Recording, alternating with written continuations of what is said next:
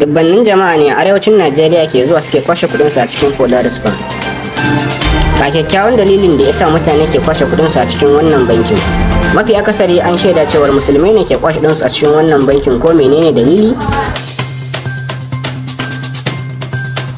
A dalilan shine akwai ma'aikaciyar Polaris Bank wata take ɗaya daga cikin manya-manyan ma'aikatan.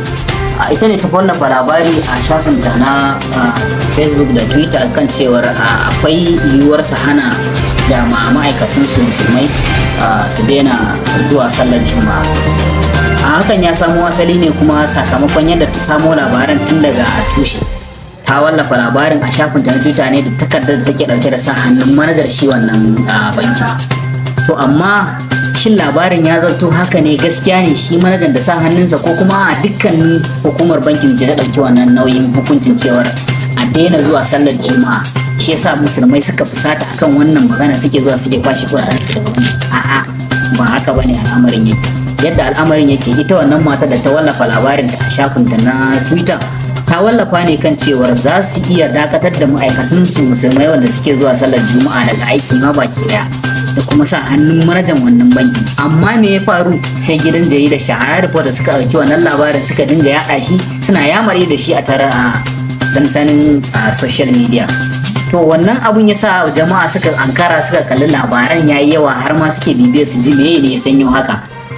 To daga garin haka dai wasu suka fusata, suka ga ba su ma iya sauraron wani dogon bayani ba, kuma su iya jiran wata batun da abin ya shafi addini, ko suka dinga zuwa suna kwashe kuɗaɗensu daga cikin bankin. Wasu ma suna cewa sun yi ban kwana da wannan bankin, za kuma su ci gaba da kiran al'ummar su je su kwashe kuɗaɗensu a cikin wannan bankin.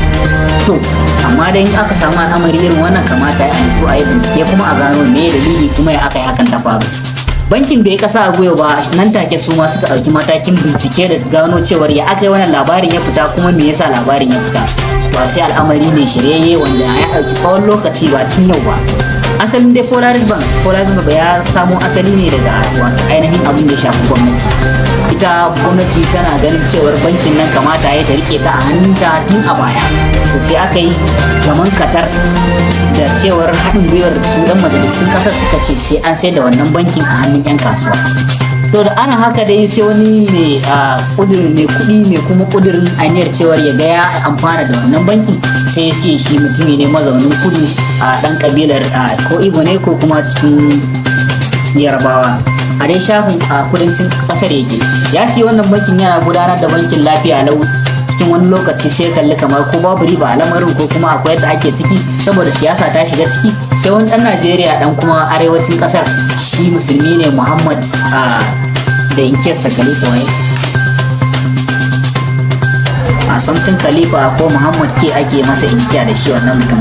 To da muka bibiyi wannan bankin, ko yanzu mai sauraro zai iya zuwa ya duba shafin wannan bankin a Wikipedia, ya bincike ya gano cewar suwaye suke rike da wannan bankin, sa'annan kuma mallakin suwaye ne.